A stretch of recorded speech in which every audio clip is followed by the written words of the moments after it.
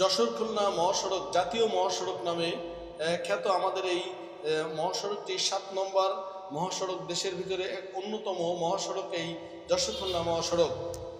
দক্ষিণবঙ্গের সাথে যোগাযোগ করার একমাত্র মাধ্যমে এই যশোর খুলনা মহাসড়ক। সেই যশোর খুলনা মহাসড়কটি কিলোমিটারের পর কিলোমিটার অংশে বিভিন্ন স্থানে বিটুমিন ও ইট পাথর উঠে অসংখ্য ছোট বড় গর্তের সৃষ্টি হয়েছে।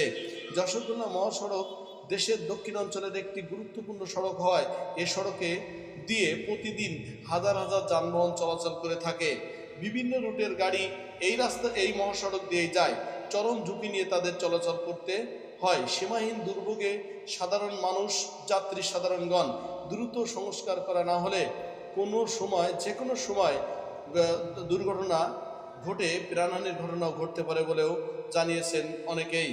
গর্তে ভরা এই জনপদ পার হতে চরম ভোগান্তি ও ক্লান্তিকর পরিস্থিতি সৃষ্টি হয়। বিশেষ করে ভাঙাঘাট থেকে রাজঘাট, চেঙ্গুটিয়া থেকে মোড়ানি মোড় পর্যন্ত যে মহাসড়কের অংশটুকু আছে, তা যাত্রীদের অভিযোগ যে এখানে এই মহাসড়ক দিয়ে চলতে গেলে ভোগান্তি ও ক্লান্তিকর পরিস্থিতি পড়তে হয় এবং চরম অব্যবস্থাপনা। এই রাস্তা বড় বড় গর্তে সৃষ্টি হয়ে পানি জমে থাকায় যেন ডুবানালায় পরিণত হয়ে গেছে।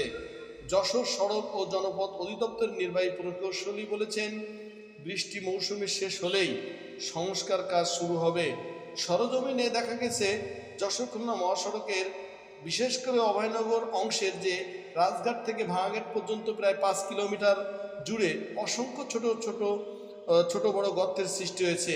এছাড়াও চেঙ্গুটিয়া থেকে মুরানি মোড় পর্যন্ত যে মহাসড়ক রয়েছে তা একেবারেই চলাচলের অনুপযোগী হয়ে পড়েছে। তবে এর মধ্যে নোয়াপাড়া বাজারের নূরবাগ মোড়, চেঙ্গুটিয়া বুড়োর দোকান, প্রেমবাগ স্কুল গেট, বসুন্ধিয়া মোড়, পদ্মবিলা, ঘুনি, রূপদিয়া বাজার, জামতলা, রাজারহাট সহ এসব বাজারের উপর দিয়ে এই মহাসড়কটি বয়ে যাওয়ায় ডুবানালা পরিণত হয়েছে এই সড়কের উপর। তা দেখলেই বোঝা যায় নূরবাগ বাস স্ট্যান্ড এলাকার অবস্থা সব থেকে ভয়াবহ, যে কারণে নূরবাগ এলাকায় প্রতিদিন ঘটছে দুর্ঘটনা।